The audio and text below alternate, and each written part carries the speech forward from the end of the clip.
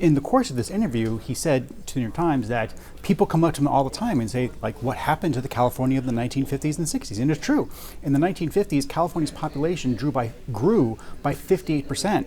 And then in the 60s, it grew by another 49%. So this is a state that used to grow by, 50% a decade. Now it's actually losing population. So it's a very valid question. What happened? And what happened is California no longer builds stuff. Welcome to the Debrief, where we talk with the Washington Examiner's top journalists about the headlines they're covering this week and where the story's going next. Sarah Bedford, and I'm here today with commentary editor Conn Carroll. And California Governor Gavin Newsom has been sort of doing the rounds of media. One of the interviews he gave was with the New York Times, and he sort of made this comment about how people ask him all the time what happened to the California of the 60s. Does he make any attempt in these public appearances to actually grapple with that answer? Yeah, I think he does. So the context of this is, he first gave a interview to Sean Hannity on Fox News, where he was defending California, saying, look, everything's fine, we have great GDP, I have these studies which show we're actually not losing population, which is, not true, they are losing population. Right. But then he gave a different interview to the New York Times where it's in the context of him in Sacramento trying to push for permitting reform.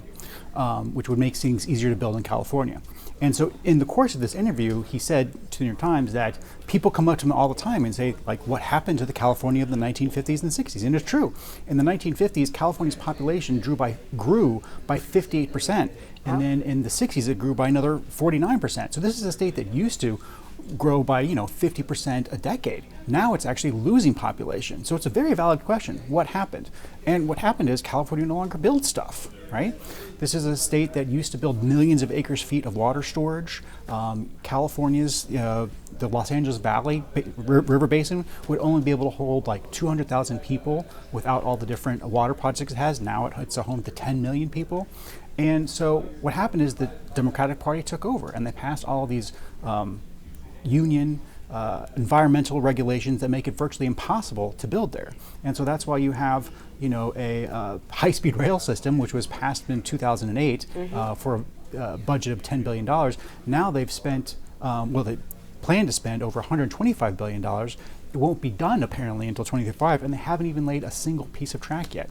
So of course, when you have this kind of track record, people are going to look at California and say, what happened? Why can't you guys do anything anymore?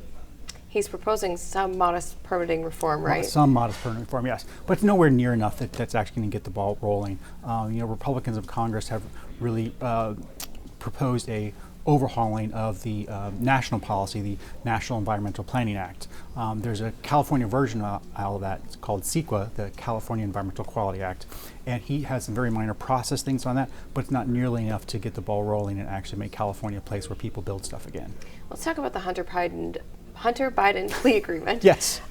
Republicans were pretty upset about what appeared to them to be a sweetheart deal. Democrats want this to sort of end the Hunter Biden chapter of Joe Biden's political career. Do you think it will? Well, the White House hopes it will. I think the indictment is a huge gift both to Biden and Trump. It's a gift to Biden because now anytime any reporter asks about Hunter Biden, they can say, look, we had a special counsel. They looked into this. They've already come to an agreement, and the issue's over. And of course, it's a gift to Trump because it is a sweetheart deal.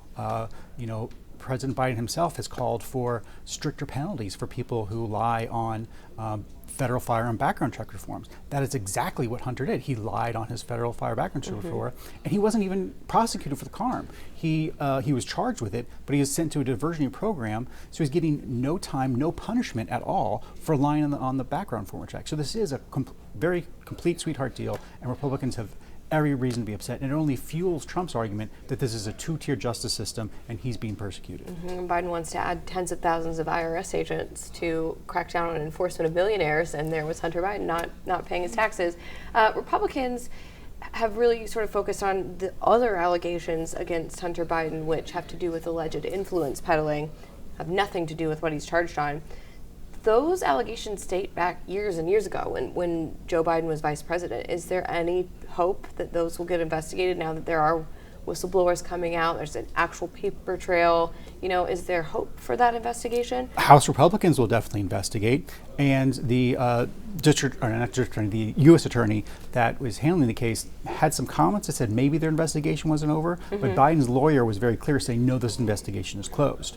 So the Democrats in the White House are going to be pointing to the Biden lawyer saying no, this is over, but if the House Republicans still find something more, the DOJ may take another look into it. Well, Conn, thank you so much for being here today. You can get more writing from Conn and the rest of the commentary team at washingtonexaminer.com.